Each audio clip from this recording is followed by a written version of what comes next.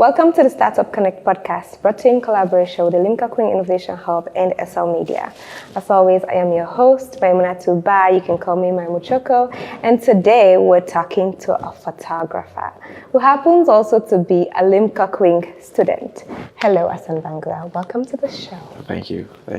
Startup Connect and Limca Queen Innovation Hub. I'm happy to be here. You're welcome. How you they describe you kind of photography before we get more into this? My type of photography, what I do is mainly portrait and wedding photographies. There can be so many varieties of what people try to do, but I just like people.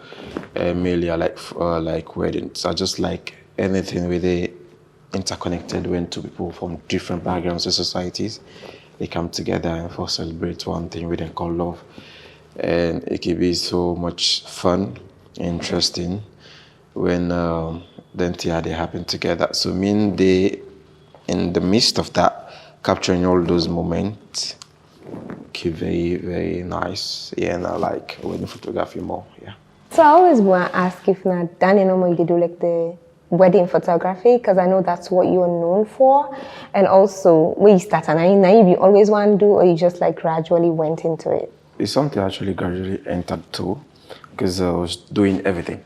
Because this is the thing about something where you just jump into some field where you like and out of passion, you start doing everything. So as time they go, you start professionalizing on something where you think, say, I like this one, it suits me more. And you give me the more attention and they bring something. Bring out your creative side. Yes, because wedding can be somehow different, because brides are not models. The grooms are not models. Definitely. So you have to be, it's everything in one form. It can be fashion.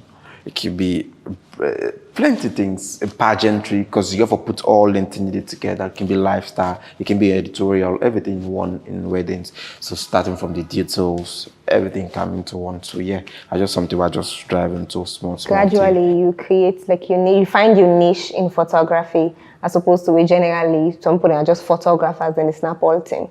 So, but you start somewhere. You just see about like what you do. You started somewhere, and now you are focusing on one thing. Say, now this set of people I want to target. You can't be everywhere at every time. That's so you true. just have to find something where you know, say, I can do this more, and I know for do this, and people are getting their attention, and they know, say, I'm doing this, and I'm getting the market. So yeah, that's all. You go school for photography, and when did you start? Anything. It's just something I fell in love with. It started all like 3 days to my birthday. That was 2018. I was working for DAGVA. I'll always be proud of DAGVA Charity Foundation. So I was volunteering there. So I volunteer as a communication officer. They had this camera. It was a Nikon D610. So I had to borrow the camera for a birthday photo shoot. So I went with my friend. We do the birthday photo shoot and come back and try for editing photos, but I don't know how. So I had to check YouTube. Since then, it just keeps on going. So I was sitting around like 8 hours or more, from 8 night to 4 in the morning, just watching videos of waiting to do. So yeah, from then, I just started growing. So your friend took your pictures and you had to edit it? Yeah. Because I remember you took pictures of me in 2018, or was it 2019 when you just started? Yeah, it's 2019. It was 2019. Yeah, yes, I remember those times. Like comparing to now, when I look at your work online on Instagram, especially the wedding ones, it honestly.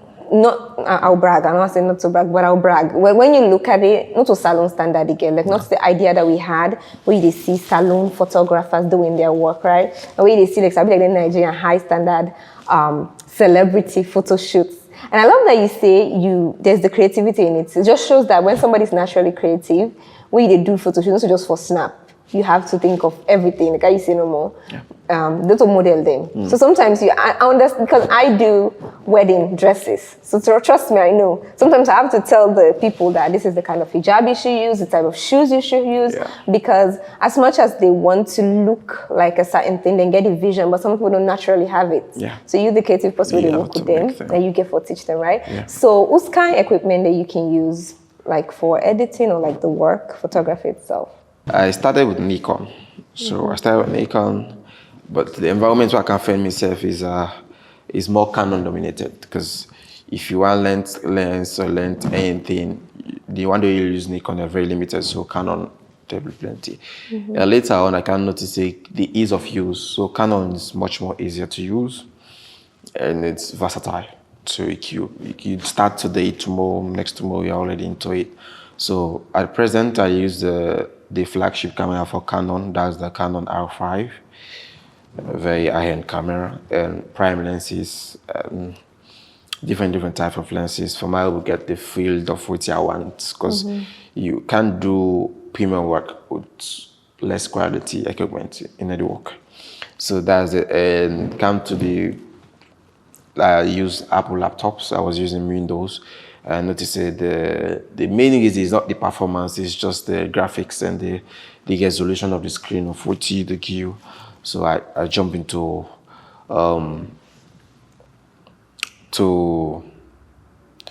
Apple laptops, and to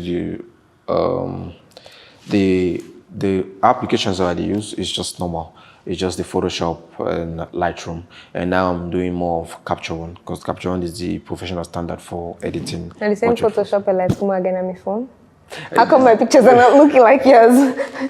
Tell me, are you doing something extra? Is it the 4 hours we spend at YouTube they study? I think it's that. Because I have it. I have Photoshop and Lightroom, trust me. I'll be like on my picture and keep bright. So it's different. So the ones you have in your phone is Photoshop for phone. So they have all the facilities. And moreover, I'm doing a paid version of them. Ones. So I'm paying them premium. So I have all the premium versions of them, not the cracked versions. So yeah, they're on small details, all can add to your picture for what you want. I understand that you use denting in it, but I also, like with trends and sometimes with improving things, you have to like sometimes more innovate. Yeah. So what you can do constantly for improve on your craft, whether it's the art of taking the photos or editing them. There is this stuff of 3 stages. You have the pre, you have the execution, and you have the post. So most of photographers that I know, they are more focused on the post, meaning that if you can't shoot in this room, knowing fully that there is something on the way, you left and they ready, you know, say, oh, I go by the machine, I go edit now. So I'm more focused on my pre. So I had to plan my shoot, even go ahead with my clients them and choose a costume for the one who say best fit my style, choose the location, choose the time for shoot, because light and all collaborate to stuff. So what I can't post, I will not even edit the face, I will not even do retouching. Yeah. It's just the way I just do my photos, and the style I do, I go all natural on them. So the client is what you see that they get. I think that's one thing I noticed with your work is it's not over edited where the person in face, if you like that Apple people that they use for make pictures for profile picture, now you know it's right. Yes. Some people that's how they look, like it's edited. Photolab. It looks like Photolab exactly. And with your work, like you can literally see the pause. Yeah. I don't know why I'm praising you. Like, you should give me a free photo shoot. May you just know. For me to have all those details about your work is, I really pay attention to it. People ask me, what's photographer? If you say Sabina Salon for wedding, you're the only one that I have in my head. Maybe I'm not into the industry much. I don't know many people. There's this thing inside my head, like, I'm not shooting for salon. I love that. That's from start.